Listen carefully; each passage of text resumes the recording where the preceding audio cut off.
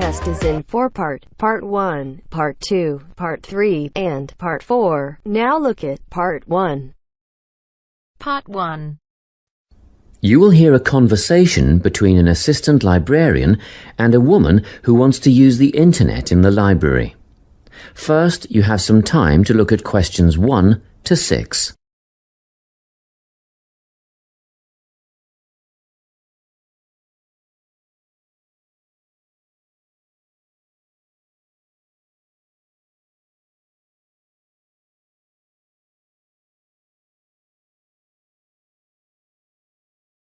Now we shall begin. You should answer the questions as you listen, because you will not hear the recording a second time. Listen carefully and answer questions 1 to 6. Good morning. I'd like to register to use the internet in the library. Do you have a library card? Yes, I've been a member for 6 months, but I've never used the internet services before. No problem. Can I have your full name, please? Linda Jane Milton. So, Milton is your surname? Yes. And Linda, L-I-N-D-A? Well, no, actually, it's L-Y-N-D-A. Linda, Jane. And, Jane isn't spelt J-A-N-E either. It's J-A-Y-N-E. Okay, got that. Thank you. Now, where do you live, Linda? Unit 15, 35 Maximilian Way. That's in Whitfield, right? I have a cousin who lives in that area. Yes, Whitfield. And the postcode is 7755. Not quite. You've got it round the wrong way. It's 5577. Whoops. Okay, moving on now. Do you work or are you at home during the day? Well, both actually. I work as a nurse, but I'm on permanent night shift. Oh, I see. In that case, we won't put down your home phone number because I'm sure you don't want to be disturbed when you're trying to sleep. Thanks. I appreciate that. You can always leave a message on my mobile if you have to contact me.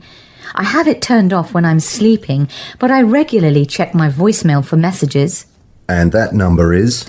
0412 214 418. Good. Now I'll need to see some form of photo ID. Have you got something with you? Yes, just a minute. Here's my swipe card for the hospital. Thank you. I just need to make a note of the number. AZ1985331. Is that all you need? Just one more thing, your date of birth. But I can get that from the card. One moment. Look, I'm afraid you haven't copied it down correctly.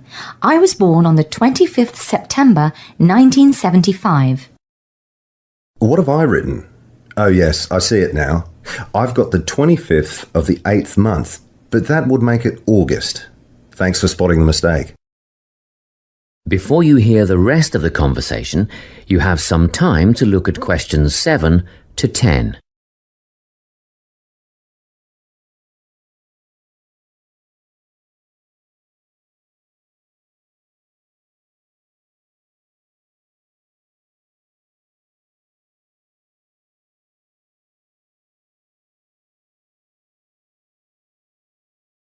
Now, listen and answer questions 7 to 10. Well, that's the application form done. Now, I wonder if you'd mind taking part in a survey we're doing. That's fine. What do you want to know? Basically, we're trying to find out why people access the internet. I mean, what would you be using it for? Social networking, I suppose. I don't really think so. I haven't got the time for something like that. But I do want to keep in touch with friends and family, both here and abroad. So I'd mostly be making use of my email account. I see. A lot of students come in here to do research. Is that something that you might be doing? I think the internet is a great tool for research, but it's not something that interests me at the moment. What about checking out a new job? A lot of my friends use the internet for job hunting, and they say it's the best way to look for a new position. I'm quite settled where I am, though. You can get access to the other classifieds, can't you? Trade and exchange, that kind of thing? Yes, and I'm told it's a very popular way of buying and selling these days. Well, I'll definitely be using it for that. Thanks a lot. Now, do you have any questions? Is there a charge for the service? It used to be free, but we've decided to set a one-off payment of $15 for the initial registration. Oh, that's not bad at all. One more thing. Is there a time limit for each session, like half an hour or something? Oh, it's better than that.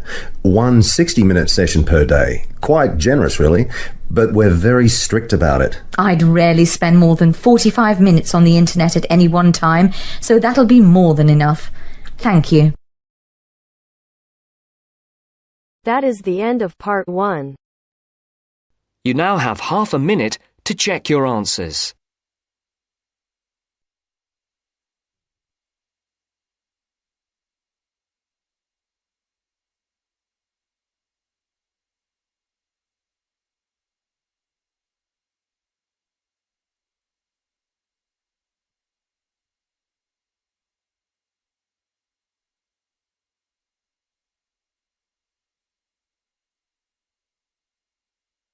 Now turns to part 2. Part 2. You will hear a guidance counsellor talking to a group of students. First, you have some time to look at questions 11 to 14.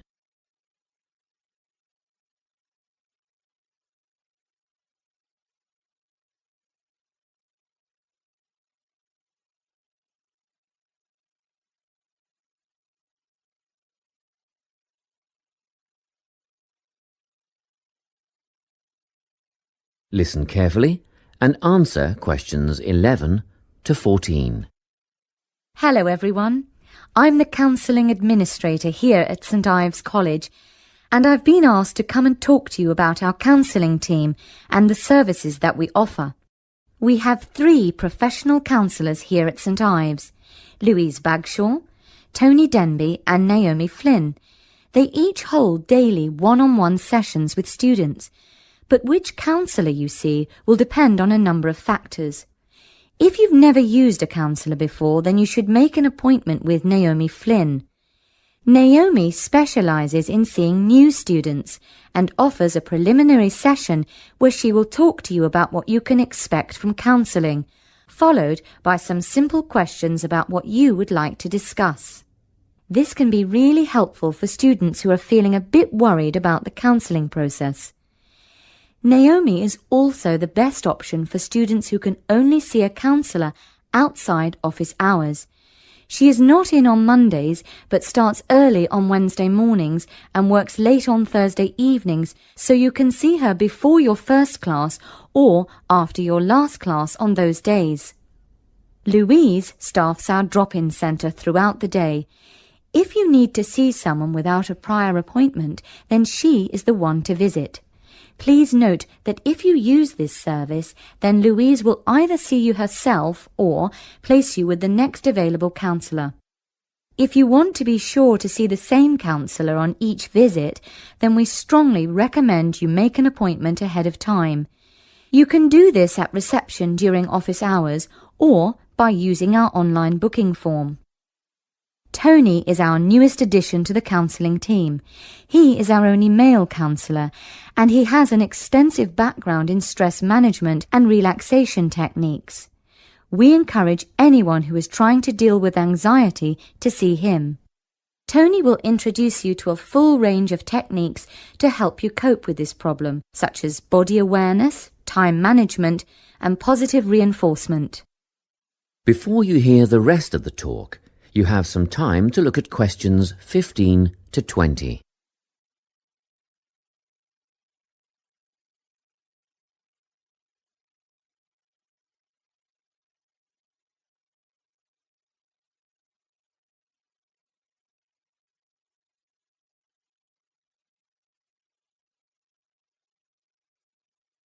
Now listen and answer questions 15 to 20. Each semester, the counselling team runs a number of small group workshops. These last for 2 hours and are free to all enrolled students.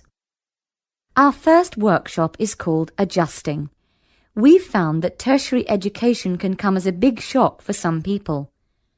After the structured learning environment of school, it is easy to feel lost. In this workshop, we will introduce you to what is necessary for academic success. As you might expect, We're targeting first-year students with this offering. Getting organised follows on from the first workshop. Here, we're going to help you break the habit of putting things off, get the most out of your time, and discover the right balance between academic and recreational activities. With Getting Organised, we're catering to a broader crowd, which includes all undergraduates and postgraduates. Next up is a workshop called Communicating. The way people interact here may be quite different to what you're used to, especially if you've come from abroad. We'll cover an area that many foreign students struggle with: how to talk with teachers and other staff. We'll cover all aspects of multicultural communication. International students tend to get a lot out of this class, so we particularly encourage you to come along. But I must say that sometimes students from a local background find it helpful too, so everyone is welcome. The anxiety workshop is held later on in the year and deals with something you will all be familiar with: the nerves and anxiety that come when exams are approaching. Many students go through their entire academic careers suffering like this, but you don't have to. Come to this workshop and we'll teach you all about relaxation and how to breathe properly, as well as meditation and other strategies to remain calm. We've tailored this workshop to anyone who is going to sit exams. Finally, we have the motivation workshop. The big topic here is how to stay on target and motivated during long-term research projects. This workshop is strictly for research students, as less advanced students already have several workshops catering to their needs. Well, that's it. Thanks for your time. If you have any questions or want more information about our services, do come and see us at the counselling service.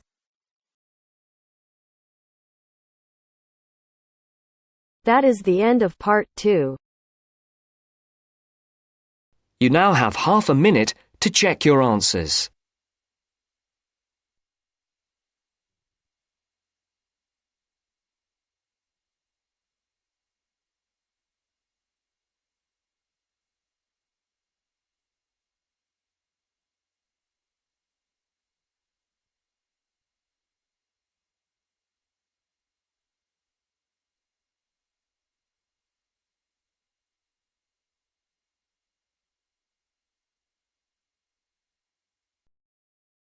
Now turns to part 3. Part 3.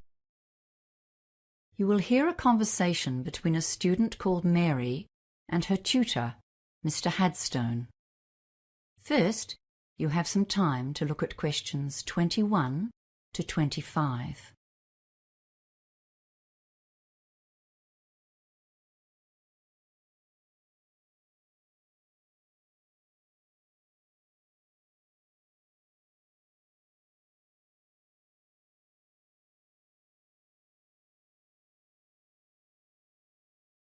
Now listen carefully and answer questions 21 to 25.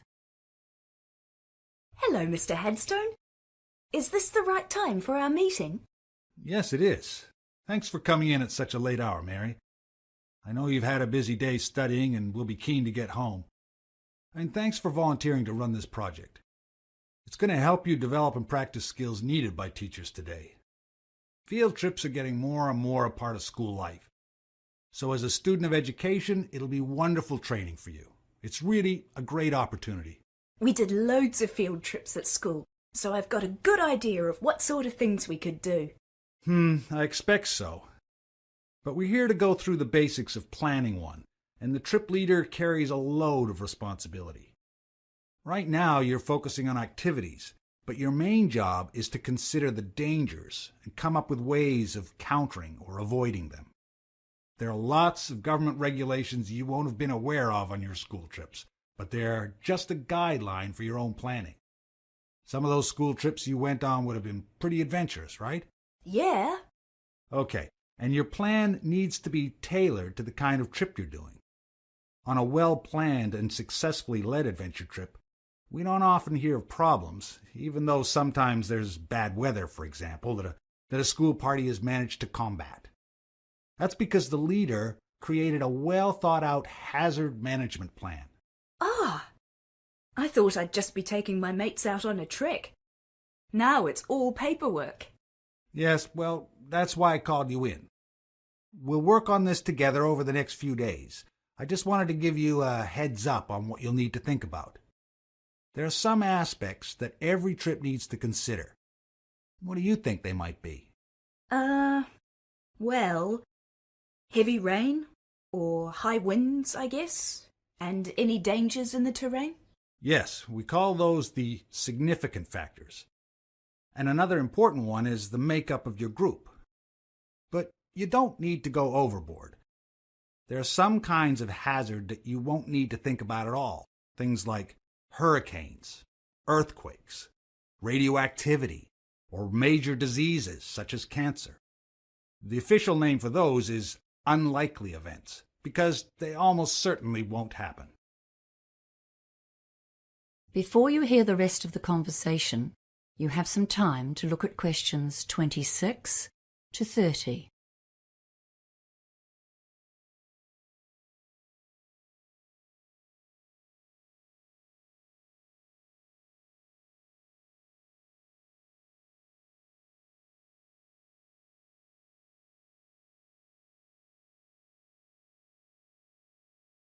Now listen and answer questions 26 to 30.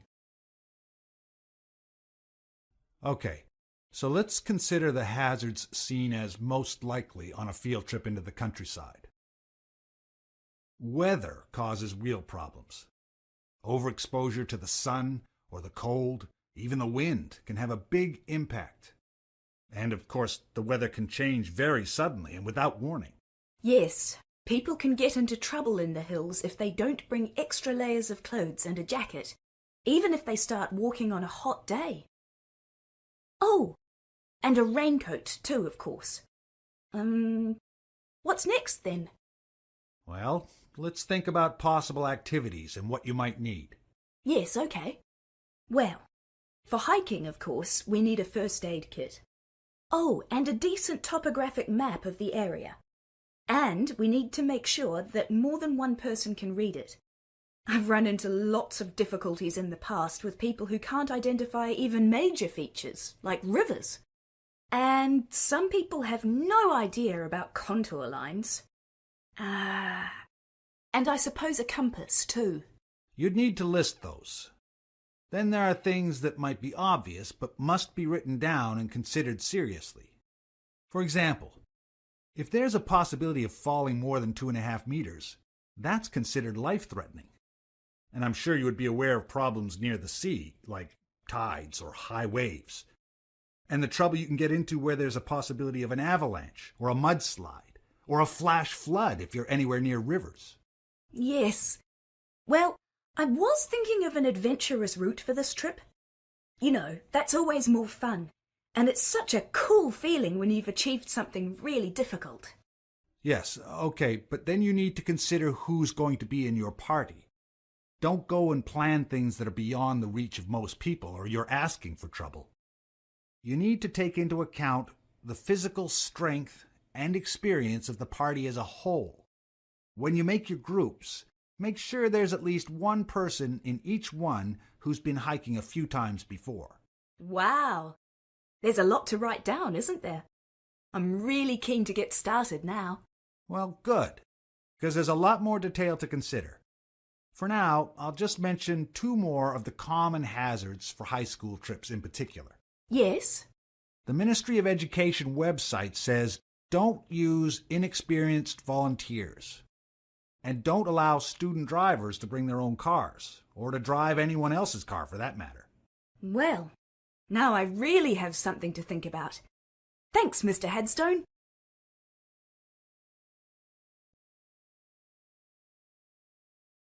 That is the end of part 3.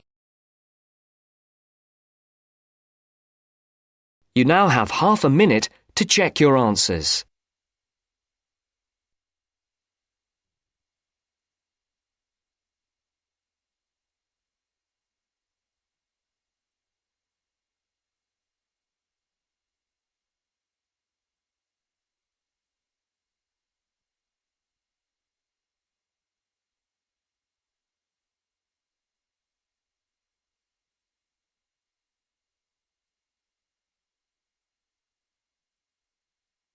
Now turns to Part 4.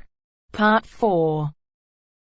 You will hear a lecturer giving a talk on managing creativity in business.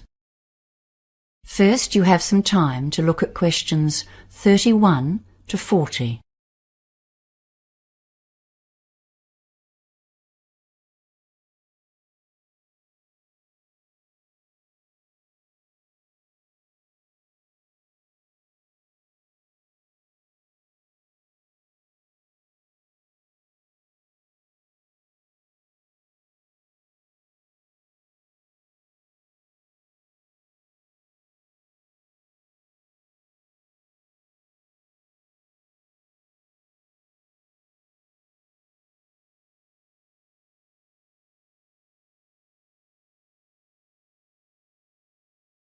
Now listen carefully and answer questions 31 to 40.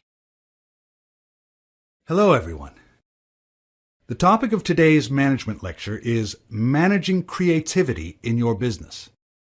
And believe me, this is one of the toughest tasks that any manager has to face. How do you lead and control the staff whose job it is to create new business and product ideas for you? They are the ones full of creativity and imagination, so they need to have a lot of freedom. After all, they are the people who are paid to come up with new ideas. Controlling staff who are at the forefront of innovation will be one of your most challenging tasks. After all, creativity implies freedom of thought and action. Management styles used to be different, especially in manufacturing. In the factory, staff would be told what to do and how to do it, with a watchful eye kept on them. In that setting, standardization was important for efficiency and product quality. Work could be exceptionally boring, and there was no place for individuality. Now, of course, robots have taken over many of the exacting repetitive tasks. Nowadays, we employ far more people to generate business than to manufacture products. It's very competitive out there. Innovation. That's what our modern consumer craves. Successful companies have got the message. We need lots of new ideas. And now we employ bright young minds to come up with them. However, these ideas have to be implemented to make a change to our profits. So we have to find staff with entrepreneurial flair and be ready to listen to them and support them to follow through on their ideas. We need to supervise without stemming the flow of ideas or sending the brightest minds to work for the opposition. Creative people won't welcome us always looking over their shoulder and checking up on what they are doing. One of the most common ways that management handles this problem of keeping people working along company lines is by establishing achievement targets, like money earned, products developed, or clients gained. These targets are a useful guideline, but they have a downside. Young, enthusiastic staff will be very keen to meet these targets, and some of them might potentially use illegal means or behave unethically in order to meet requirements. For example, by offering bribes to gain sales, or making their sales numbers or earnings look higher than they are, or even threatening or criticizing other staff to get a job completed. Achievement targets are often linked directly to performance bonuses, and this can make a bad situation worse. So as you can see, the standard management techniques can create inherent problems both for the individual and for the company. More recent theorists suggest new tactics for managers. Robert Simons, writing in the Harvard Business Review, has added some new concepts to the thorny problem of encouraging creativity while maintaining a viable business. He suggests 3 control levers to assist in getting positive creative contributions from the workforce. Remember, this is the point. We want creativity, wild, vibrant creativity to compete in the marketplace. Yet we must be careful to keep people on track, sticking to our core business and maintaining the company's reputation. The first of his levers is getting the workers actively involved in the central ethos of the business. One of the most common ways to do this is to create a mission statement. But along with that, many businesses have some kind of motto, which summarizes their key idea. For example, the most durable tools in the world, or perhaps the customer comes first. Whatever it is, you'll want your bright minds to believe it and act on it. So Robert Simons suggests that it should be developed with staff input, letting them feel like part of the operation. After all, their jobs depend on it. A second lever was once described by Charles Christensen, professor at Harvard Business School, as the power of negative thinking. You can't continually instruct your creative minds on what they should do. They are meant to be inventing, leading, not following, and telling them what to do is counterproductive. But you can tell them what not to do, which potential products are not related to the company's objectives, or which strategies or behaviors are unacceptable. This is a tactical ploy to maintain the company's integrity. It's absolutely vital to establish boundaries to assist in controlling innovation without suppressing it. The third lever is basically sitting down with your crew to share ideas about the business. As manager, your duty is to stay abreast of the external factors, such as who's competing in your market, how well is the company doing this month, and are you losing or gaining money? Is there some new product seducing your customers? This lever is called interactive control. This means you talk to your innovators and communicate honestly and clearly about your perceptions of what's happening in the market. You encourage them to share their ideas and make plans together for the future. That is the end of part 4. You now have half a minute to check your answers.